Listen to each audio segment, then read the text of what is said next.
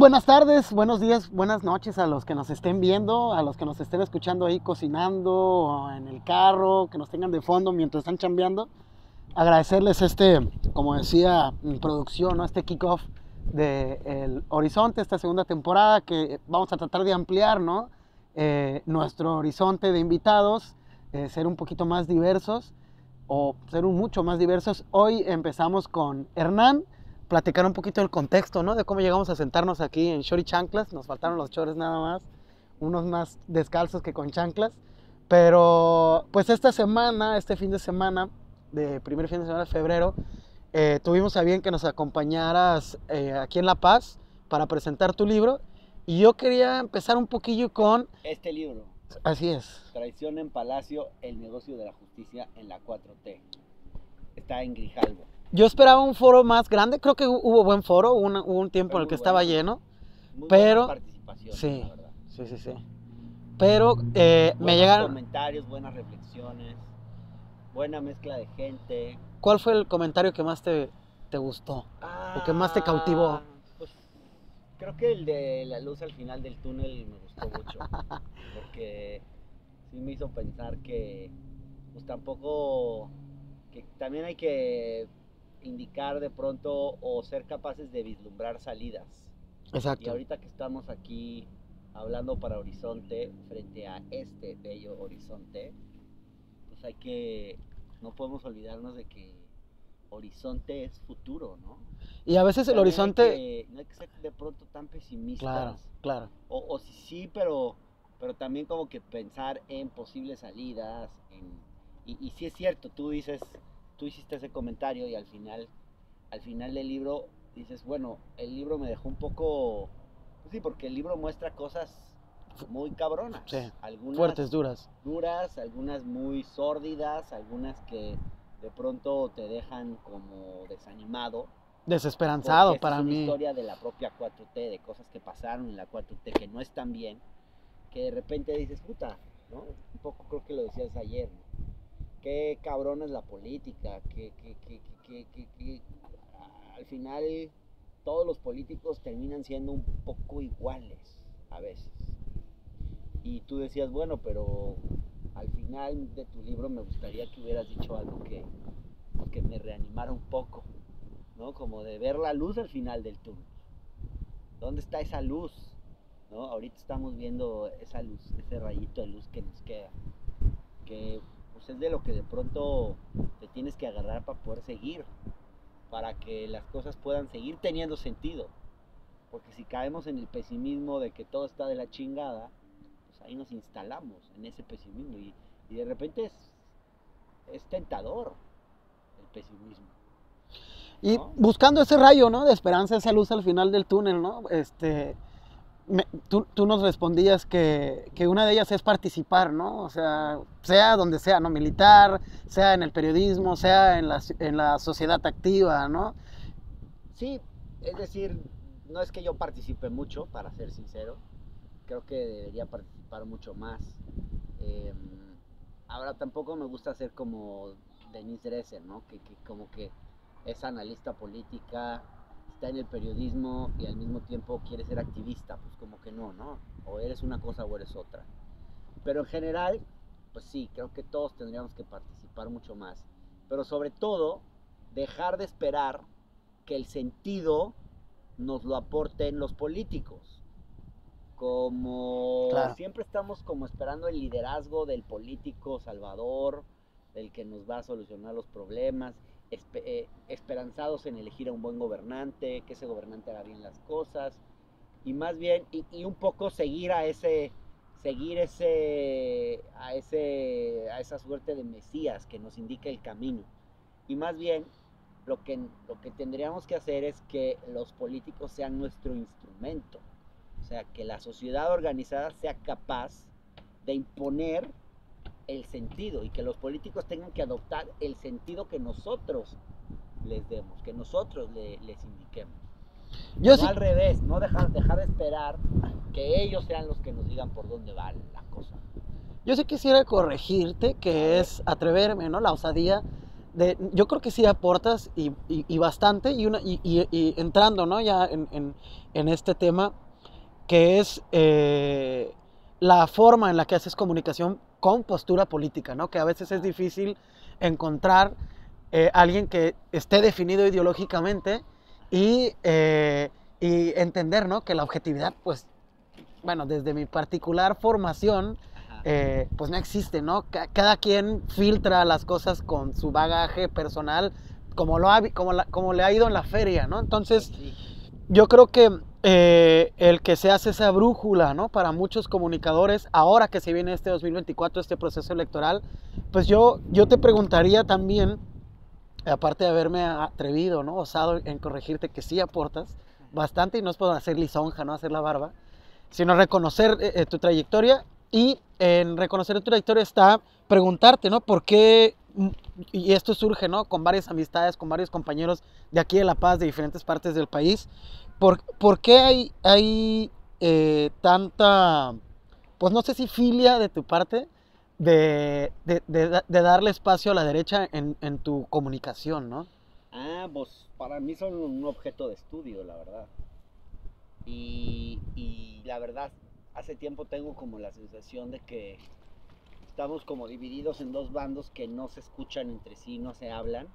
Y a mí siempre me ha interesado escuchar al otro bando, para criticarlo en gran medida, Sí. pero también para entender cuáles son sus razones, para...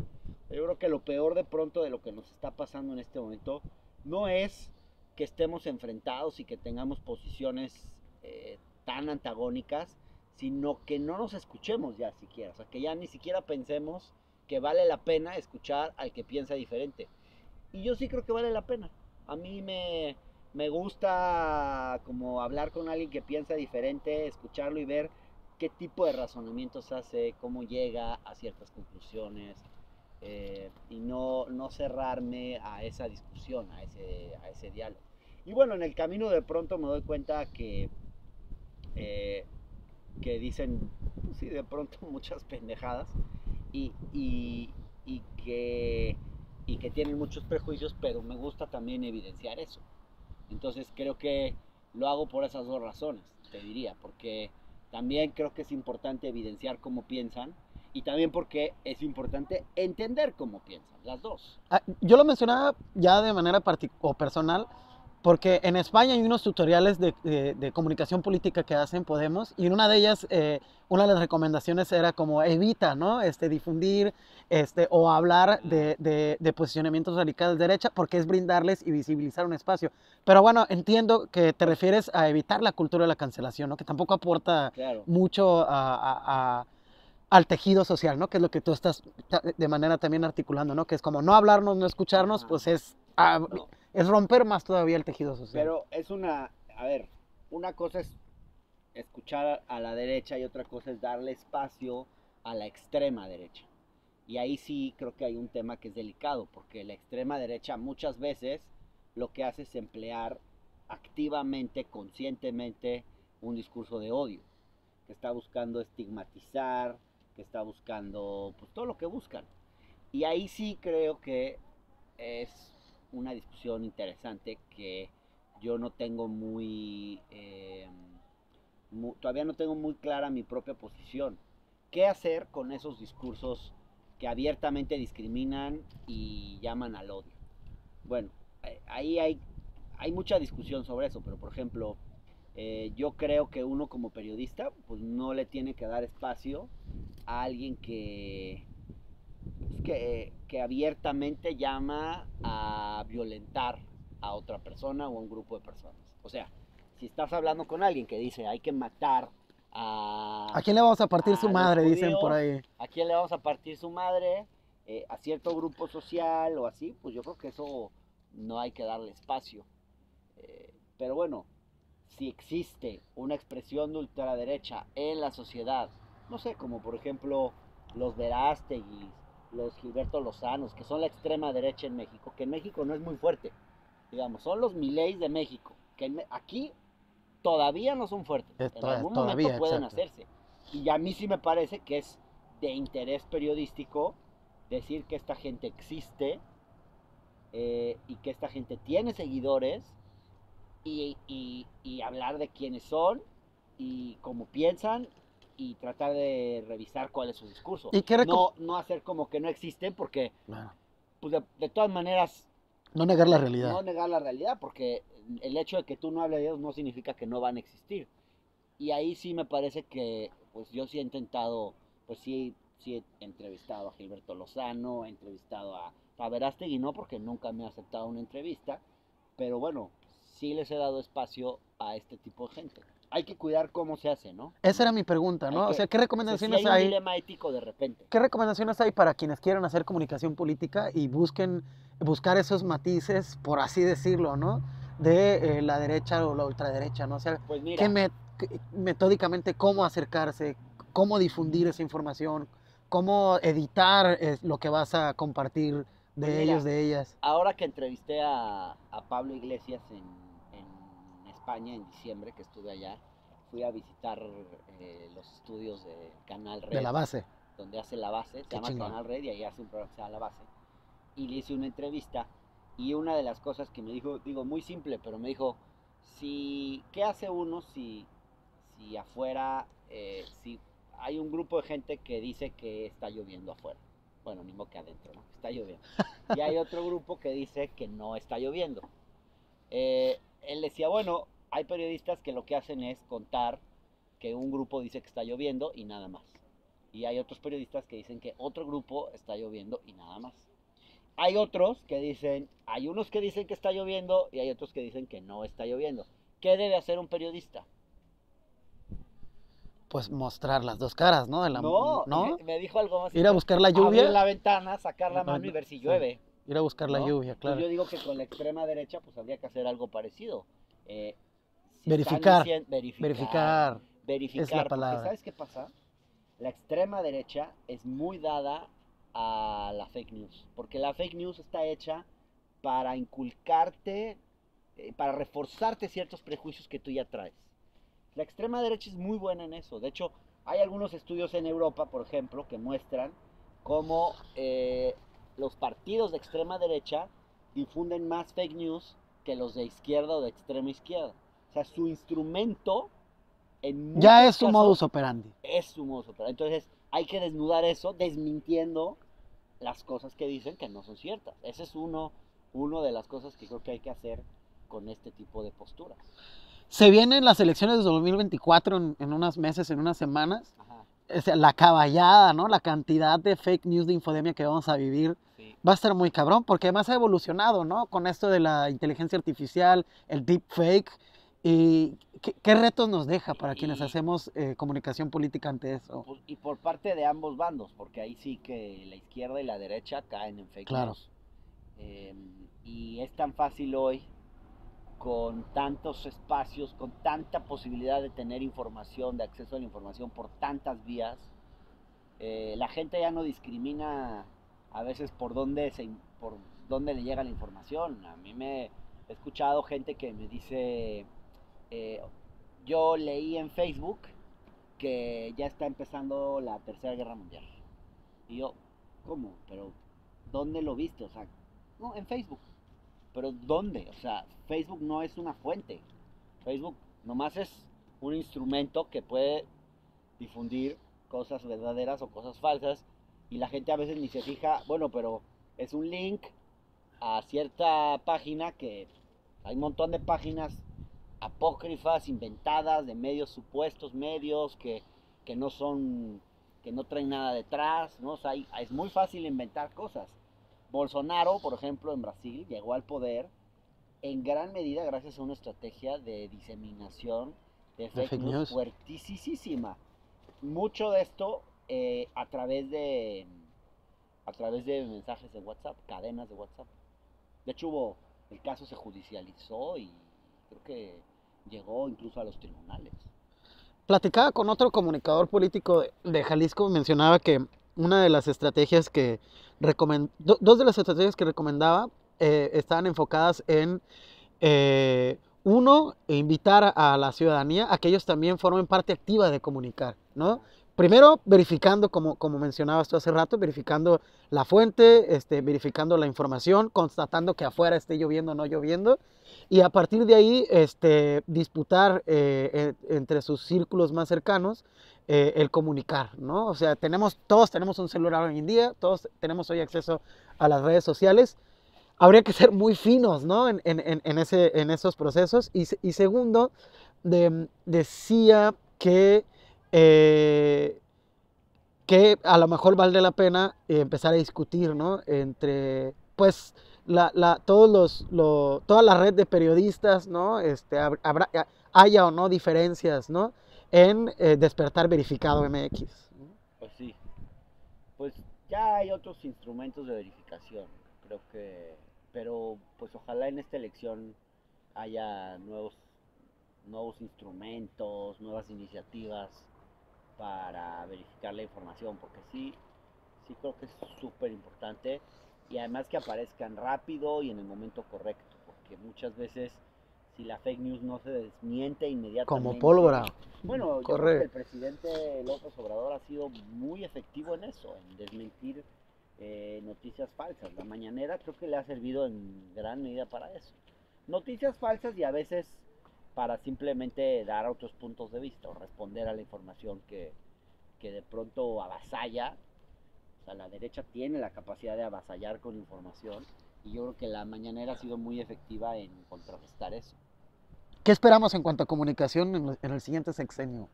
¿Qué alcanzas a ver en tu experiencia, Híjole, en tus varios ciclos, varios sexenios que te pues han tocado? yo creo que va a ser muy diferente a lo que tuvimos este sexenio porque no veo a pues no veo a una Claudia Sheinbaum utilizando la mañanera como la utiliza el presidente. Yo no me imagino a Claudia teniendo la misma capacidad de pelearse con tanta gente al mismo tiempo, porque eso hay que saberlo después torear y llevarlo. Y es un talento que tiene el presidente y también tiene que ver con su estilo personal.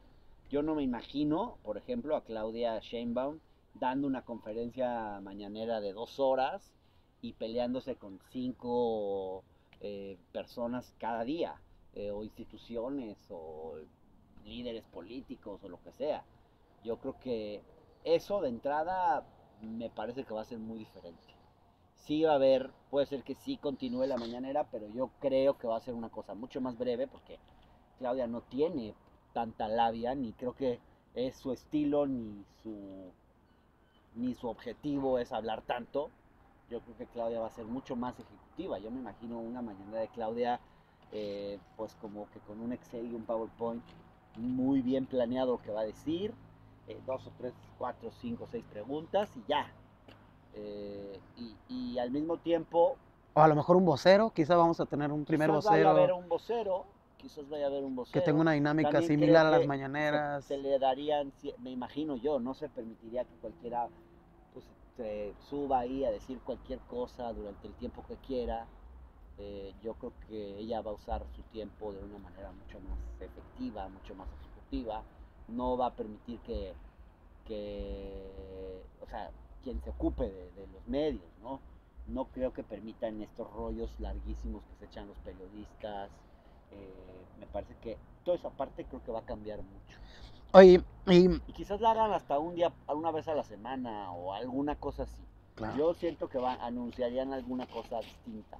Pero bueno, son suposiciones. yo me acuerdo que el año antepasado, más o menos por ahí, Ah, bueno, perdón. Y otra cosa, es que también creo que la comunicación no va a ser tan personal, no va a ser tan unipersonal, va a haber, creo que Claudia es más dada a darles espacio a su equipo y que se vea a su equipo, o sea, que el equipo hable. No creo que sea un gobierno tan como compartir personalista. la batuta, ¿no? Como fue el Sí, caso más o menos, puede ser como el de López Gatell durante la pandemia, que fue un poco más protagónico en un tiempo que Andrés Manuel. bueno, lo que pasa es que eso Andrés Manuel lo hizo por mucha astucia, porque dijo, pues mejor que este cuate se lleve los guamazos. La piñata. Y yo, ajá, y lo usó de Conocemos un piñata, poco ¿no? de eso Lo aquí en La usó de Paz. piñata y él pues estaba feliz porque así le daban un chingo de protagonismo y se dio a conocer por todo el mundo, pero pues también él fue el que tuvo que tragarse todo todos los golpes. Sí, claro. ¿No? Te decía hace rato que yo me acuerdo hace unos años, se fantaseaba de manera irónica, ¿no? Y a modo de broma, que me acuerdo habértelo escuchado a ti y a Poncho, a Ponchairo. Ajá. Decían que nada más falta que la derecha haga sus propias mañaneras, ¿no? Y bueno, irónicamente, ¿no? Esta semana iniciaron. ¿Ves tú que algo alcanzas a ver tú, ¿no? Con esta ironía y con esta capacidad de profetizar a veces, ¿no? A través de la risa. ¿Crees tú que, o más bien, a dónde crees que evolucione la comunicación y el nivel de infodemia que maneja la derecha en México?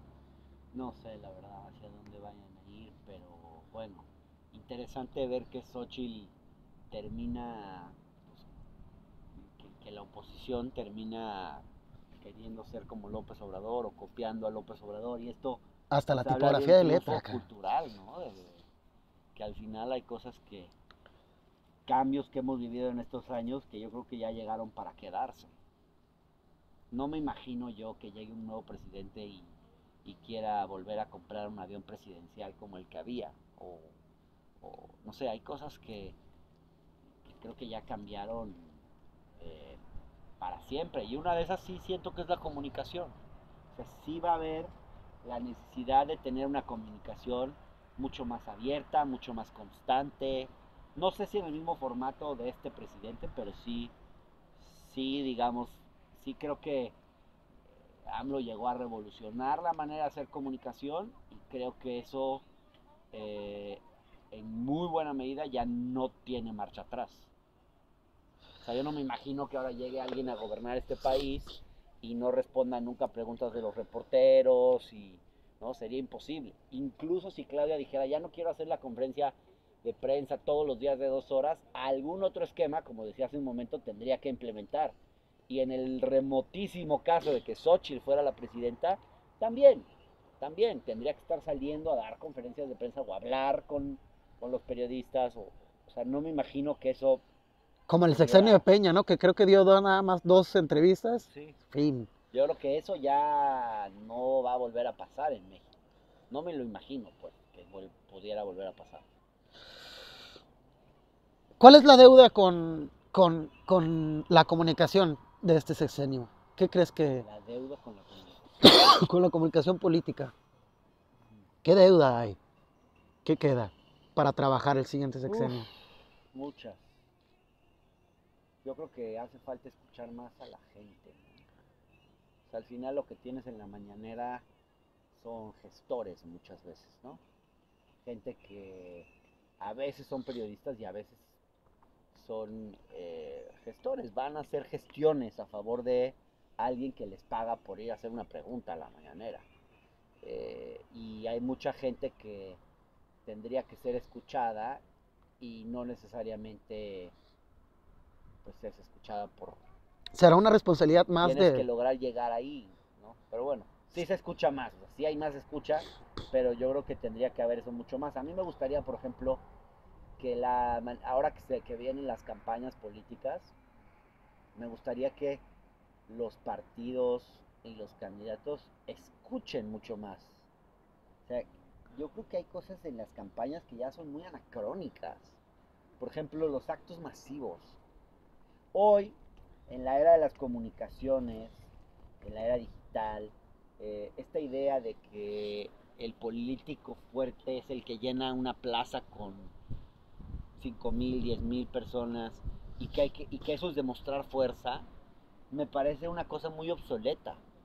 Porque todos sabemos que para llenar una plaza necesitas movilizar estructuras y necesitas llevar a la gente en camiones y necesitas, y no lo digo de forma despectiva como la derecha descalifica a los acarreados, ¿no? Como si fueran gente sin voluntad, no.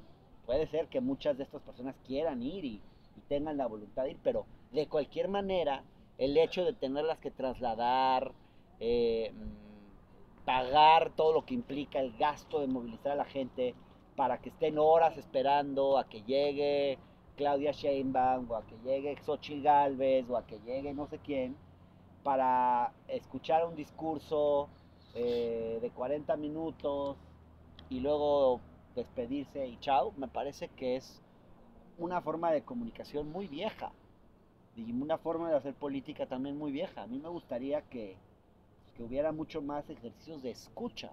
Foros, Sí, ver a conversatorios. Claudia oyendo a la gente y conversatorios y que se transmitan en televisión o en espacios, ¿por qué no? ¿Por qué no hacer una especie de mañanera durante la campaña abierta al público y escuchar gente en distintos lugares del país? No sé, ejercicios más innovadores, eh, incluso con las redes sociales. Yo pienso que si estos ejercicios se llegan a dar, ¿no? De tener una escucha activa, que es lo que dices, Una escucha activa. es también aprovechar, creo que es un desperdicio, ¿no? Que en las campañas no se hagan estos ejercicios y estas dinámicas de diagnósticos, ¿no? Sí. Si ya estás recorriendo, si ya estás teniendo reuniones, hay muchísimos métodos, ¿no? World Café, Café del Mundo, encuestas, para preguntarle a la gente cuáles son sus problemas, cuáles son sus necesidades, cuál cree ellos que son las soluciones, porque muchas veces desde fuera consideramos cómo te puede resolver un problema cuando es algo que el que lo vive lo tiene Claro. más claro, ¿no? Cómo Y, resolver. y eso es mucho más importante que el político que llega y te da un besito Una y se toma gorrita. una selfie contigo y te dice y te lee un discurso que es el mismo que va a leer mañana y pasado y ya. O sea, me parece que ese tipo de interacción con la gente ya es algo viejo que tendría que cambiar. Y lo hacen todos los partidos, ¿eh? Es la manera, o sea. Me imagino, por ejemplo, yo creo que ahí quizás Movimiento Ciudadano pueda, como no necesitan, como se pueden dar el lujo de hacer ciertas cosas diferentes, pues quizás en esta campaña nos den una sorpresa de hacer las cosas diferentes. Ojalá, ¿no?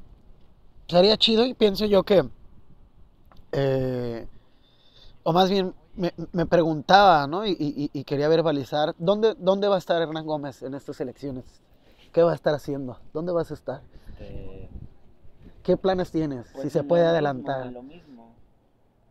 eh, Haciendo periodismo, tratando de hacer cosas en la calle. A mí me parece que es importante que los Tocar el periodistas pulso salgan social en de la los calle. estudios de televisión o de la pura plática en corto con los políticos, de esa Okay, como zona de confort en la que a veces okay.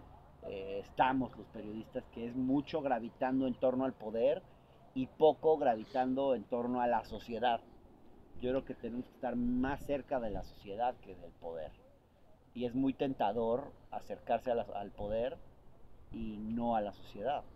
Yo creo que hay que tener bien el pulso de lo que la gente está pensando, lo que la gente siente, lo que la gente está, lo que puede aportar y estar más ahí. Es lo que a mí me gustaría, estar más hacer más, digamos, como un periodismo más como de calle de alguna manera. ¿Algunos ejemplos? Y tener bueno, el tipo de cosas que hago, me gustaría hacerlas más, salir más a la calle, hacer más entrevistas en la calle a la gente, recorrer más el país también. Yo veo muchos periodistas chilangos que como que nunca salen de la Ciudad de México, nunca salen muy poco. Muchos no conocen el país y su visión de la realidad es muy chilangocéntrica. Oye, Hernán, para ir concluyendo, que nos está pegando el frito aquí un poquito. Ajá. eh, ya tienes unas horas aquí, unos días aquí Sí, en La Paz. Has tenido la oportunidad de tener otra perspectiva, ¿no? De Baja California Sur. sí. La Paz no es Baja California Sur. Eh, Ahora que tienes un poquito más contexto, ¿no? De las luchas sociales, las luchas ambientales, Ajá. cómo está la dinámica geopolítica, ¿no? En Sud California. ¿Qué mensaje nos dejas para quienes nos están viendo, escuchando en Los Cabos, en Loreto, en Comunón, Mulegé, en La Paz? Ahora que se viene el proceso electoral y que se viene un nuevo sexenio. Bueno, estuve apenas 2 días aquí, que es muy poco para entender qué es lo que hay, qué es lo que está pasando, pero me gustó mucho conocer a las guardianas de Conchalito. Me pareció muy inspirador como escuchar los testimonios de cómo las mujeres tomaron como su destino en sus propias manos y reeducaron a sus propios maridos.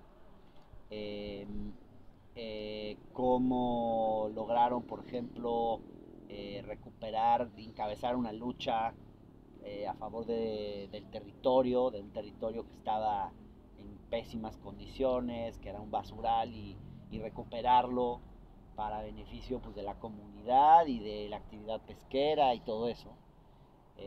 Ese tipo de cosas me parece, como eso que vi, me pareció súper interesante, por ejemplo. Que es una ventana un poco a la... Es parte de la cultura del paceño, ¿no? Sí. La lucha por recuperar sus espacios públicos. Te platicamos Ajá. un poquillo el caso de Balandra, ¿no? Que también tuviste Sí, la oportunidad Balandra, de ir hoy. esa experiencia me parece súper interesante, ¿no? Que haya, pues ese es lo que, ese activismo, yo creo que en México en general todavía es muy incipiente.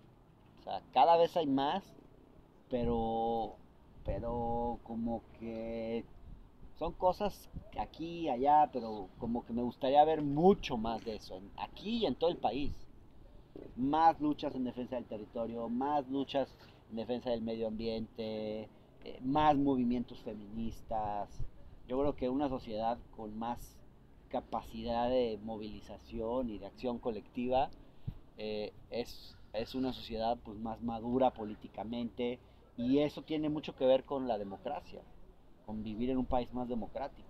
En la medida en que haya más exigencia de la sociedad hacia los políticos, yo creo que pues, esta realidad tiene más esperanzas de cambiar.